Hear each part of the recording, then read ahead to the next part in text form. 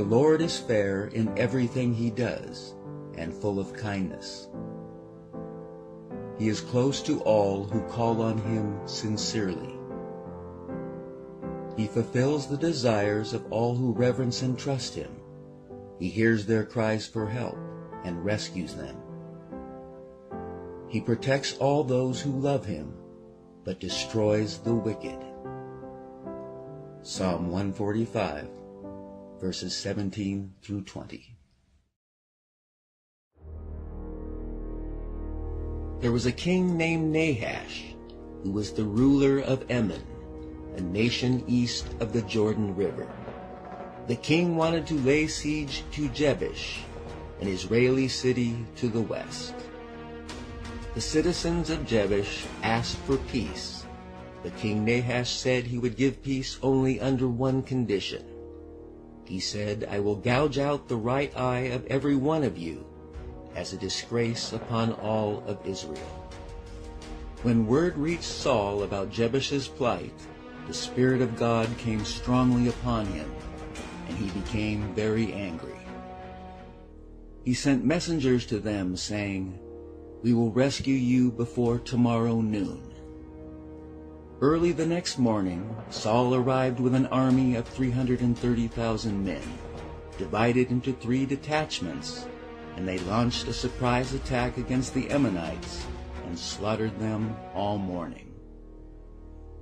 The remnant of their army was so badly scattered that no 2 of them were left together. Saul's eldest son was a man named Jonathan, who, like his father, was a man of great strength and swiftness.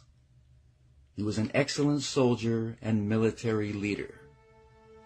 Jonathan and his men successfully attacked and destroyed the garrison of the Philistines, who had long been one of Israel's most dangerous enemies. This news spread quickly through the land of the Philistines. They recruited a mighty army of 3,000 chariots, 6,000 horsemen, and so many soldiers that they were as thick as sand along the seashore. Samuel told Saul to wait for him for 7 days at Gilgal, a town on the eastern border of Jericho. There he would offer the burnt offerings and peace offerings to the Lord.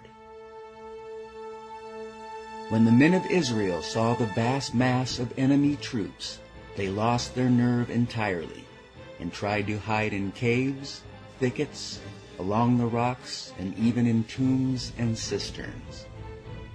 When Samuel didn't arrive at the appointed time, King Saul decided to sacrifice the burnt offerings and the peace offerings himself. But just as he was finishing, Samuel arrived, outraged that King Saul had not followed the proper instructions. "You fool!" Samuel exclaimed. "You have disobeyed the commandment of the Lord your God. He was planning to make you and your descendants kings of Israel forever. But now your dynasty must end, for the Lord wants a man who will obey him." The Philistines were camped out at Michmash, near the border of Benjamin and Ephraim. Prince Jonathan told his bodyguard, "Come on, let's cross the valley to the garrison of the Philistines." And they left without telling his father. "All right, this is what we'll do," Jonathan said. "When they see us, if they say, 'Stay where you are or we'll kill you,' then we will stop and wait for them. But if they say, 'Come on up and fight,' then we will do just that, for it will be God's signal that he will help us defeat them."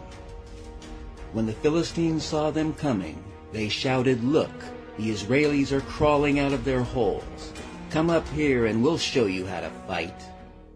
Prince Jonathan saw this as a sign that the Lord would help them defeat their enemy. He and his bodyguard climbed up on their hands and knees, and the Philistines fell back as Prince Jonathan and the lad killed them left and right, about 20 in all. Suddenly panic broke out throughout the entire Philistine army, and then there was a great earthquake, increasing the terror. King Saul's lookout saw a strange sight in the distance, the vast army of Philistines melting away in all directions. The king and the 600 men he had left rushed out into battle and found the Philistines killing each other, and there was terrible confusion everywhere. Even the men hiding in the hills joined the chase when they saw the Philistines were running away. So the Lord saved Israel that day.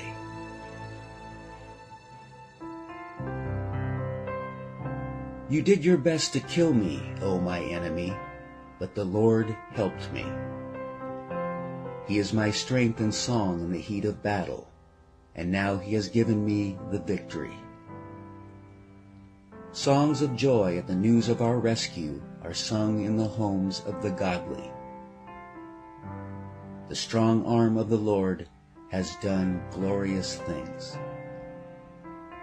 Psalm 118, verses 13 through 16.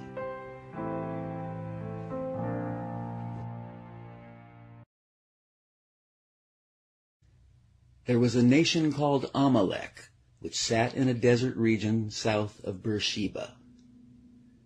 They were a band of guerrilla terrorists who lived by attacking other nations and carrying off their wealth and families.